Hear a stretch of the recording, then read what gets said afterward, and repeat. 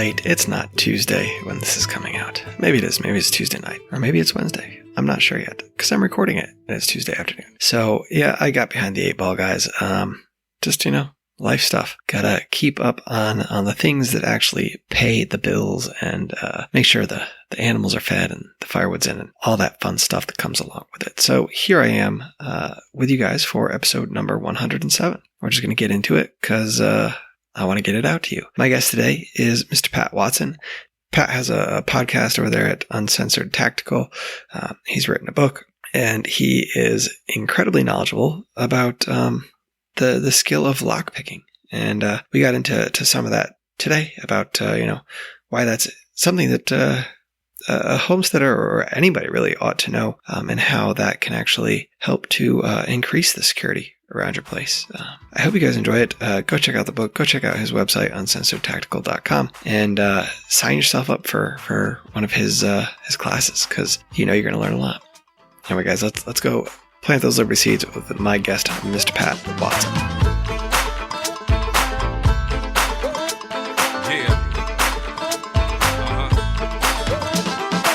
Spark it up, get your whole house burnt down to a crisp. Let me give you all the rundown. It ain't never been a cause for me to turn down. So get ready when you hear we about to come round. Now, feel the rhythm in your backbone. You ain't shaking what you're coming in the shack mode. Act mode like you wanna party when the track on. I'ma give it to you full throttle in attack mode. Satch mode when I'm on this stage. Big flame that'll burn the whole Dat Gurn stage. When I wrote it, man, it burned through the Dat Gurn page. Now you playing me, you act like it's a Dat Gurn game. Campaign, now we move with our hands up. Seems like the whole world is against us. Seek the truth, that's a rule that you can't trust. Seeing how we do, move smooth like a panther. My guest tonight is, or today, or whenever you're listening to this, I guess, is Mr. Pat Watson. You may have heard of him. He's got a podcast out there called Uncensored Tactical, and he's got a book out that came out in August.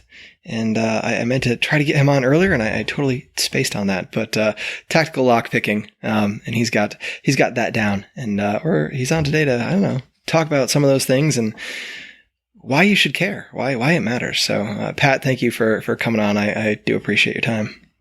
Awesome, I'm honored to be here. Thank you so much. Not a problem, man. So a little bit of your background. I know you have you've been on some other stuff, and don't want to get too deep into the weeds there, but did you grow up like? How did you end up in this sort of security, like being mindful of all the stuff in your daily life routine? Was that something that it was a kid, or was that something you came into like kind of as you got older? I was primed to learn about security when I was a kid. My old man was a cop, so from a very, very young age, it was really common that if we were driving down the street and there was a stranded motorist locked out of their car, it was common that we'd pull over and he'd grab the Slim Jim out of the back and pop someone's lock, and we'd keep on moving. So that, just some things like that very early on tipped me off to the fact that security is not what it seems. Also, growing up in a law enforcement household, I learned that the police and policing services are not what they seem. And I saw really early that there is a full spectrum of personality and character traits for people that are in law enforcement. So I knew that there were good people, bad people, people that were fired, people that did wrong. I knew there was a huge amount of incompetence. So even as a small kid, I saw a lot of that. So that really primed me and opened me up to the understanding what I call the illusion of security. Gotcha. Yeah, and it's something. It's like that spectrum of people, you find them everywhere. And whether it's the guy flipping burgers at McDonald's, the school teacher, or the cop, like there's a spectrum. There's good people, there's bad people, and there's everybody in between. And I don't know. So you did that. Did you? I know you served a little bit and then came out. When did you pick up? I don't know, when did you really get into it? Like this was something that you wanted to focus on and kind of put more time and effort into it than just as a, I don't know, hobby or something to know about? When I was a kid, I remember my dad came home from one of his law enforcement training regiments.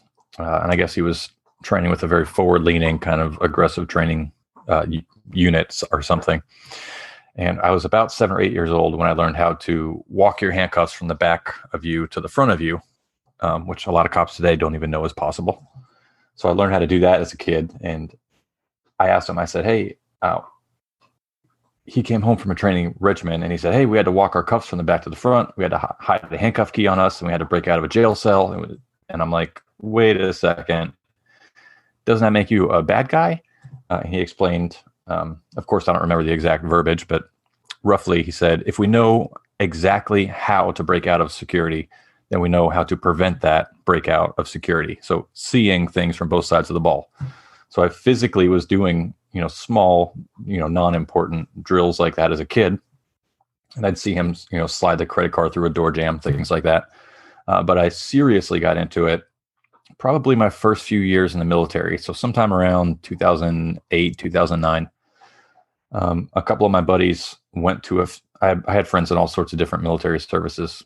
And I remember one of them came home and he said, oh, I went to SEER school, survival, evasion, resistance, and escape.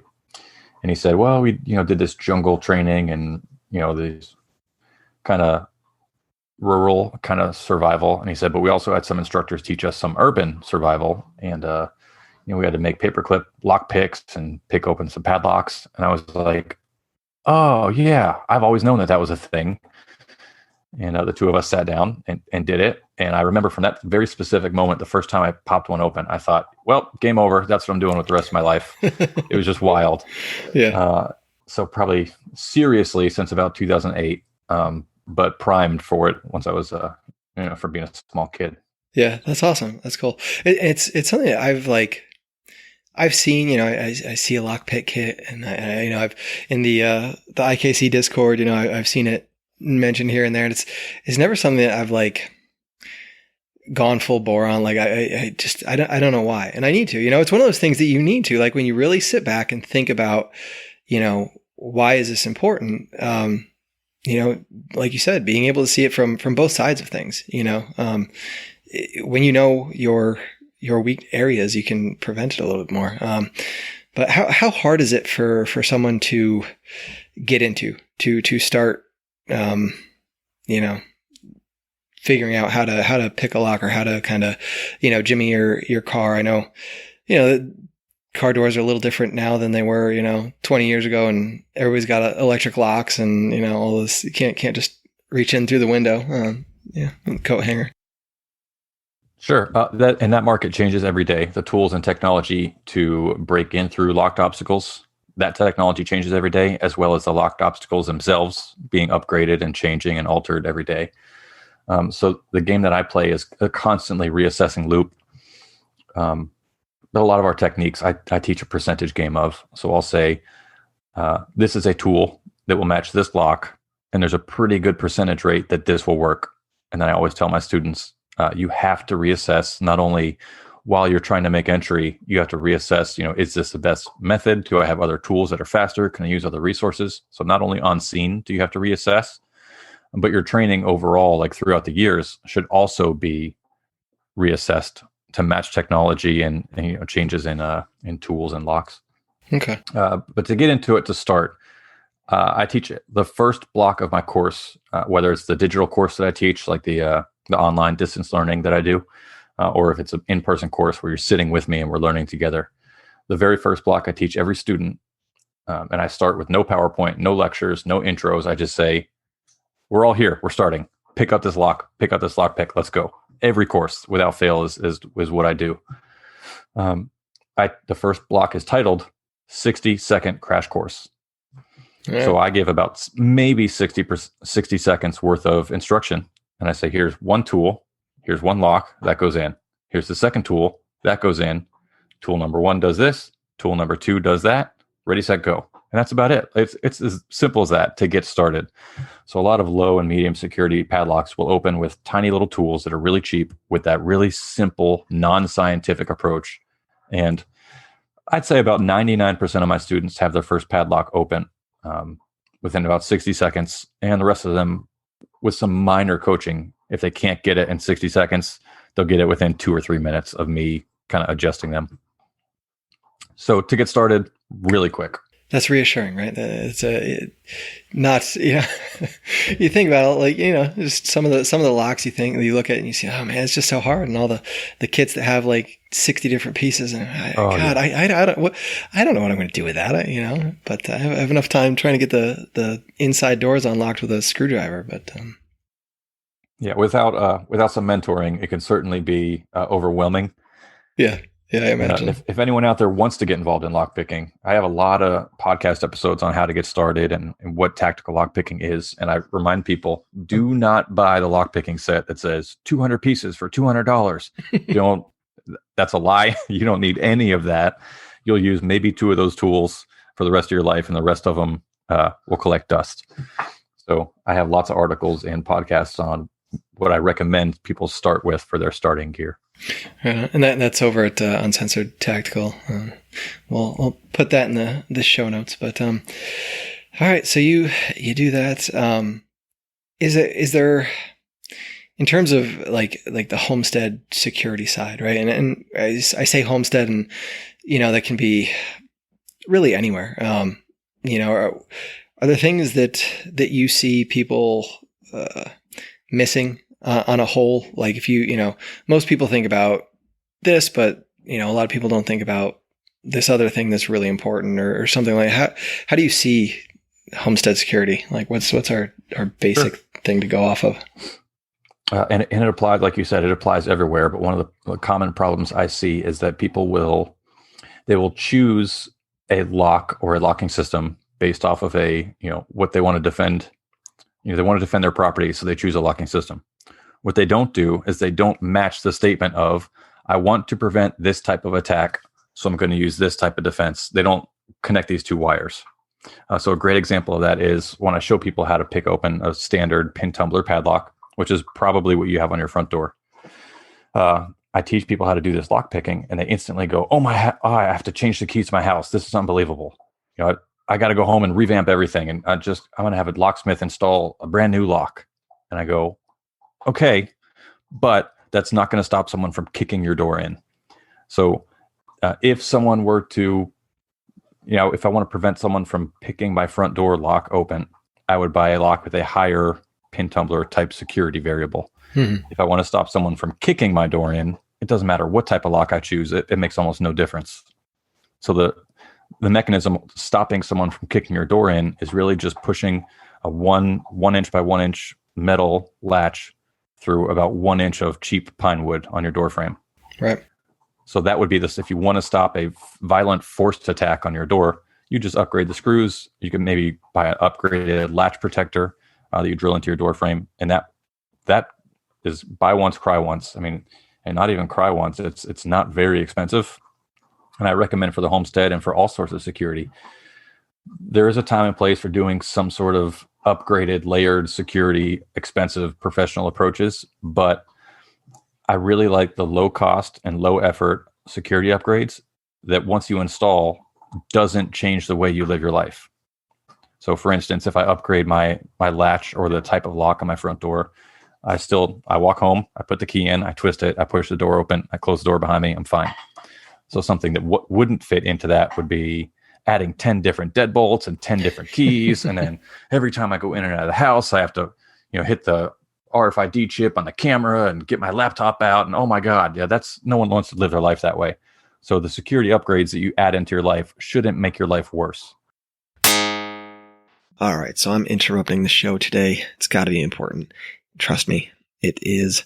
I'm up here every week speaking freely, encouraging you all to espresso yourself, having mind-changing conversations, planting little rebellion seeds that will grow into giant pumpkins of persuasion. Why am I up here? Because I love to run my mouth. Because I believe in free, uncensored speech. That's why. Because without the innate right to speak my mind and gather at will, the ability to communicate and exchange ideas disappears.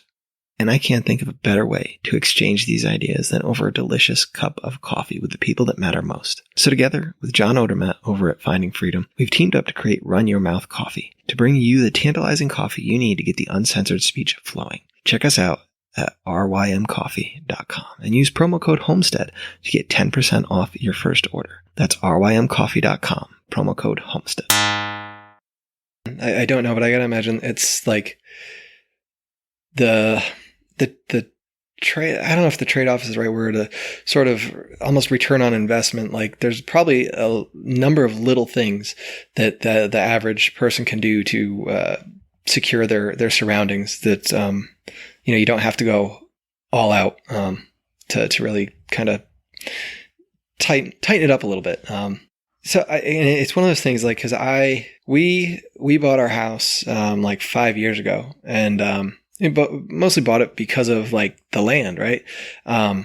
It's hard to find a piece of land that's a little bit bigger, and, and as I look now and I go and I look through the house and think about things, I start to see the things that I didn't see when I was not thinking about this stuff. Like we have our front door is a really nice door, except it's glass, right? Like it's this nice big ornate door, but it's got this big glass panel in the front of it, and like what's the point of locking the door if somebody wants to come in, they got that. And even on the porch, like we have our door, but then it's all like these ground level windows. And it's really, I'm as I look and I think, it's like, wow, what do you, I don't know if you can fix that stuff, so there's definitely something to think about, I think, when people are looking to buy places, to keep some of that stuff in mind, and it can be tough.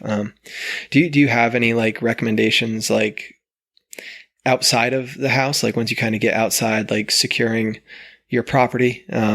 Sure. Something that's really common to specific kind of semi-rural or rural homesteaders that doesn't really apply to people in like apartments or your standard cookie cutter neighborhood house would be what I call traffic control devices.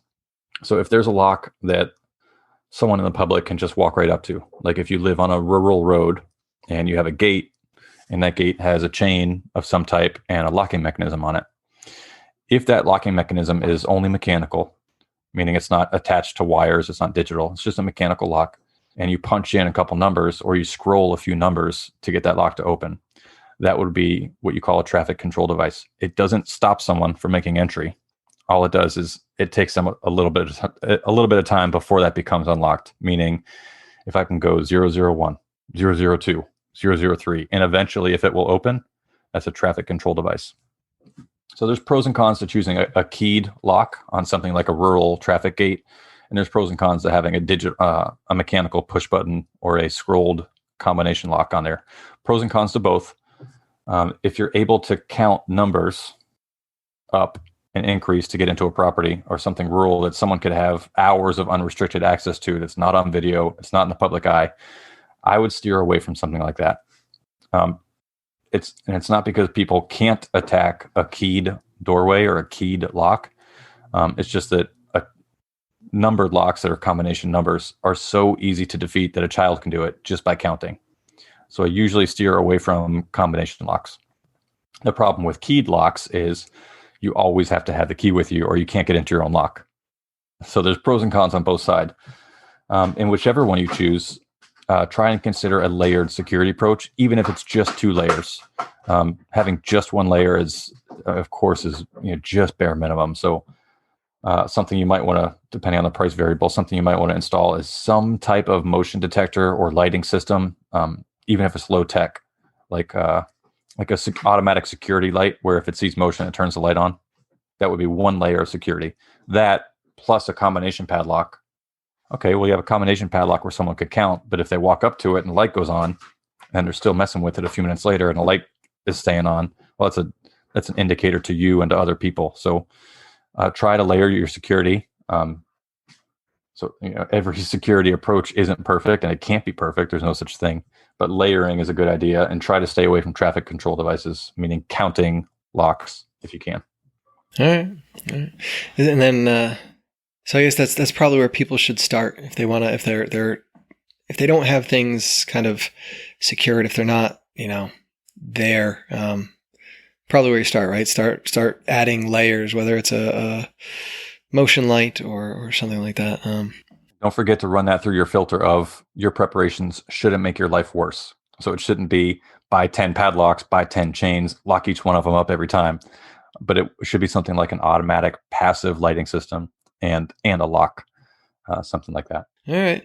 And so all this all this stuff and more is in your book, right? And you talk about, I don't know. I mean, we're talking mechanical stuff right now, but you get into the whole digital side of things as well, right? Yeah, and my forte is not the installation or the operation of digital locks, but still in 2021, almost every digital lock out there still has a manual, physical, mechanical bypass that you can use. So even a lot of like gun safes and RFID locking doors and keypads that you press buttons on, almost all of those, you'd have to say all of them have at least some form of physical mechanism that you can bypass or you can attack. So I use that angle when I approach those. There are people that specialize in that stuff, but that's not me. And so how, you hear lockpicking, it's like, I'm never going to use that. I'm never going to have to like know. And aside from understanding it and understanding, how someone's going to access my property, how often do you have to use it? Like how many times have you actually in your life found yourself having to pick a lock to, I don't know, get in your house, to help somebody get in their car or something, like that? I would be shocked if every student I've taught never, ever used that skill set ever in their life. I even, the first course that I taught was in Guantanamo Bay. I taught it to fellow guys that I was deployed with. I mean, I've been teaching for years and years before that, but the first commercial open course where I said, give me money and I'll teach you this course. I had a student say, before he signed up, he said, I've never been locked out of anything ever. And I said, I have a sneaky suspicion you have some selective memory there. And he said, no, I've never been locked out of anything ever. And I thought, okay, well, I'll go ahead and note that down as the first person I've ever met in my life that was never locked out of anywhere ever. And then 24 hours later, I got a phone call. I was off duty. He called my hooch and he said, hey man, I'm locked out of my hooch. Can you come let me in? And I said, that's funny. I thought you're the guy that never got locked out of anything ever. That's a stupid course. Why would you take my course? So it's very common for some people more than others. If you're clumsy or forgetful, that happens. But to be honest, the more administrative you are and the more you manage or the more you access different types of infrastructure, whether it's offices or buildings or gates or things like that, sometimes if you know this skill set and if you have the tools with you, or even if you don't sometimes, it's often faster to go, oh man, I left my keys in my car and I walked all the way to my office to get this thing, but the office is locked. Sometimes it's faster to go, oh, let me take this thing out of my pocket. Okay, we're in. Often it's faster to pick your lock into, pick a lock into somewhere you have access to than to go get the actual key, even if you have the actual key. So I use it so often that it's a blank space up here. I don't even track it because it's so common in my life. My students, any of the students that ever reach back to me with emails and feedback and things like that, they say one of the most common stories is that where they go, I was at work and I had the key to something, but the key was like a 2-minute walk away. So I just took out my picks and opened it faster than getting the key. So that's one of my really common feedback stories. So how often and how common is this skill set to use in real life? Well, it depends, but I guarantee you, if you have the tools and you have the skill set, you'll use it. Yeah. Yeah. And I believe that. I can think of at least 2 times off the top of my head that I've been locked out. Once was the fault of my child, and the other time I dropped him down a sewer grate at like 2 a.m. It was awesome. It was great. It was great. It was in another country. I couldn't speak the language, so it was fun. But all right, man. So you teach a lot. How long have you been teaching it for? Well, I've been teaching since I've been learning, and I started around 2008. So as soon as I learned my first lesson, I was teaching some of the guys I was deployed with and some of the guys on my team. And then I taught in an official capacity where every time I was deployed, I would teach a block on security and on lock picking. I'd give some of the guys I work with, give them some tools, and we'd play with some padlocks. So I have been actively, professionally teaching for over a decade now. But I've been teaching the open commercial market for about maybe 3-4 years now. Okay. And how many classes do you have out there? How in depth do your classes get? Sure. There's been some formatting over the years, but right now I teach either a 2 or 3 day course. A 1 day course almost isn't really worth the money.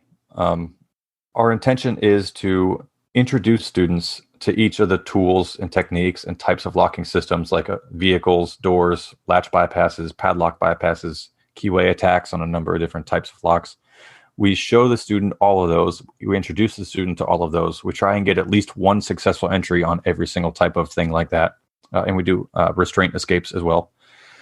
And then we try to leave time at the end of every course to put the students through scenarios where multiple tools and techniques will be used, and they have multiple options on how to achieve a successful entry. And I like it because there is no right answer on a lot of our scenarios. We don't like to set them up where they're really pigeonholed, where it's, okay, we want the student to get here to see this lock and to go, aha. We like it to be, okay, the student can either get in this way or get in that way or get in the other way. And our format that myself and one of my co-instructors that I teach with quite frequently, we will set up the scenario so that they can gain entry and go, I found this specific entry point, I exploited it this way. And as instructors, we'll go, yes, successful entry. And then we'll go, however, if that didn't work, boom, and we shut the door again. And we go, what else would you do? And they go, oh, so they'll have a successful entry. And we'll go, yes, congratulations, good job, you succeeded. If that didn't work, we're going to relock the door and say, for some reason, that tool or that technique failed. Now what? So we run them through multiple different access points to get through locked obstacles. I forget how that answer started, but that's where it ended. That's good. Now, do you offer, and some of your classes are online, right? You do some stuff online? I do some repeat online training, which roughly the format is 2 hour-long video sessions a month, as well as 24/7 access to the other students and myself on like a chat room like Discord. And that format for this year is going to start in about a month or two. We're going to start that program up again. It's going to be tactical lock picking, but it's also going to be several other types of security or tactics training blocks. So I'm going to have some other subject matter experts come in and teach things like your long range shooting, or maybe some digital lock entry stuff, or some martial arts guys. We're going to really, really mix it up. And my goal is to kind of make it maybe a pilot course for what I would call a bachelor's degree in tactical sciences. So I will, of course, be teaching lockpicking, but we're going to really expand the curriculum this year. Very cool. And if somebody wanted to find that, where would they, how do they find that? Where do they go? Sure. There is a tab on my website, uncensoredtactical.com. There's a tab that says training courses. So every open enrollment course that I will teach in the future will be posted up there. But I'm also the most active on Instagram, is where I'll do a lot of release info. Okay. All right. I'll throw that in there as well. Yeah. And so you last week I had Texas Joe on. He's so great. I love him. He's a good dude. And he told us all about his little shindig he's got going on this year coming up, and you are going to be there as well. Yes. He told us it was your fault that he's doing this, but yes. So what is it that you're going to be doing? I'm doing a very abbreviated entry course. So the goal is that I want to give the students as much value as possible, even though I'm teaching about a 45 or 55 minute block of instruction. So off the top of my head, roughly it's going to be, here's how you would pick open a pin tumbler padlock or a pin tumbler door. Here's how you make entry into a vehicle. And then I'll do maybe one other type of entry or escape technique. So each of them will be about 15 minutes, and we'll just do some talking and some coaching. But the other value is going to be that I'll bring all my tools and all my training stands, and I will make myself available before and after my presentation, for the duration of the weekend for people that want more on top of that. I could teach 24 hours a day. I love it. So I'll teach the official block, and then whatever else we can think of after that, we'll sit by the fire and pick padlocks open and discuss the finer points of security. Awesome. That's sounds awesome. I don't think I can swing it. I would love to, but are you flying out there? Or are you driving out there? I would rather drive 20 hours than fly for 1 hour. So I always drive out to Texas. All right. Okay. All right. And I know in your book, that's on Amazon. Is that's on your website as well, I imagine? Yep. There's a tab for my book on the website. If you want to give your money to Amazon, you can do that. They have the physical and the digital versions of it. If you don't want to give your money to Amazon, which a lot of people are starting to do now, you can just go straight to the print manufacturer, or the printer, which is lulu.com, Lulu. They're the ones that actually print it. So even if you order the paperback version on Amazon, they go through Lulu, who prints it and ships it for Amazon. It doesn't matter to me either, whichever version you buy, it makes no difference. I'm just happy to get the information out there. Yeah, for sure. I'm curious, how long did that take you to do?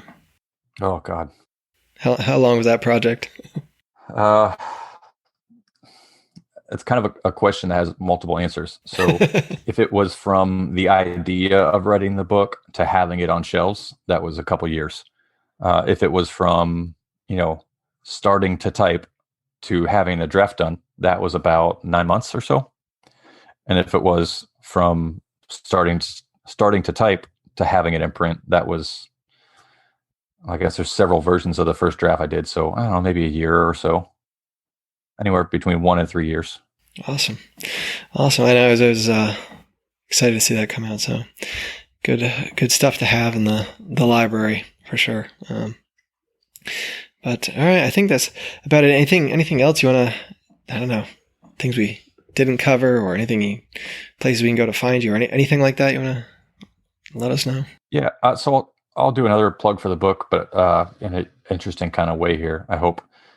If you're interested in this topic and you say, I want to add this skill set into my life, and if you happen to say, yeah, I'll buy the book too. If you're able to, pick up a copy of my book and pick up like maybe 2 or 3 other copies of other people's lockpicking books. And then just once you get them, just line them up left to right and go, what's the difference here? And I think you're going to be absolutely shocked. Some of the lockpicking books that are available on places like Amazon, they're written by people who English is not their first language. Some of them are, you can't always tell online, but they'll say complete guide to lockpicking, and you get it in the mail and you're like, well, this envelope's kind of small.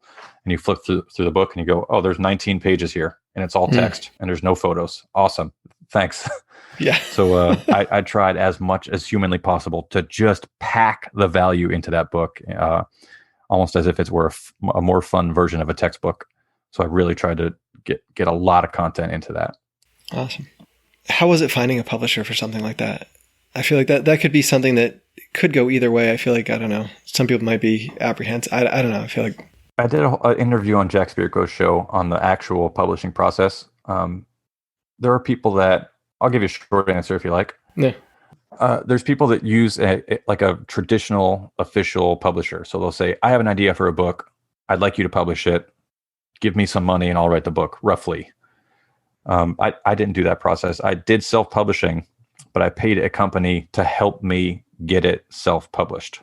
Okay. So they kind of coached me through the process, and they did some of the things like managing some of the artwork and taking my typed draft and formatting it and putting it into these production engines and doing all the logistics. So they did all that for me, but I won't go that route again. It was very, very expensive. And there was a point when I thought, I'm getting my value back on this. And then we went way past that point, and I just spent a ton of money getting almost no return by the end of that process. Gotcha. So I didn't love it. All right. Well, I'll see if I can find the link for that guy and throw it in the show notes as well. But all right, man. Well, I appreciate your time and wish you luck with everything. The class sounds awesome. So yeah, you have a good one, I guess. Awesome, man. I'll do one more short one if you don't mind. Yeah. I've been looking for someone where I can put together. I might even do it with Texas Joe and his kids.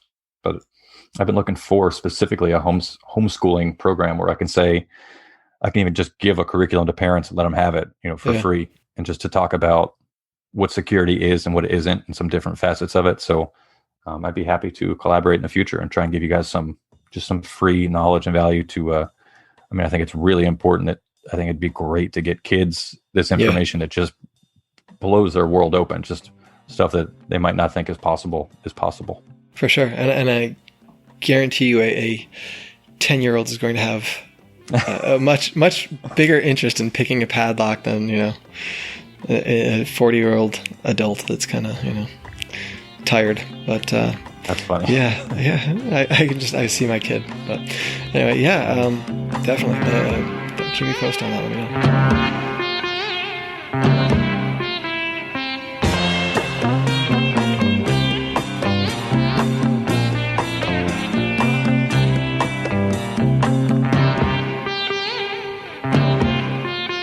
All right, guys, that was Pat. I hope you all enjoyed that.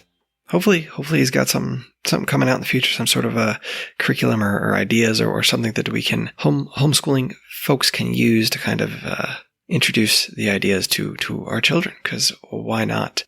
Yeah, you can find that link, all his links at the show notes, homesteadsandhomeschools.com/007. Go leave a review on iTunes and come back next week when I will be here again, chatting in your little ear, hopefully on time.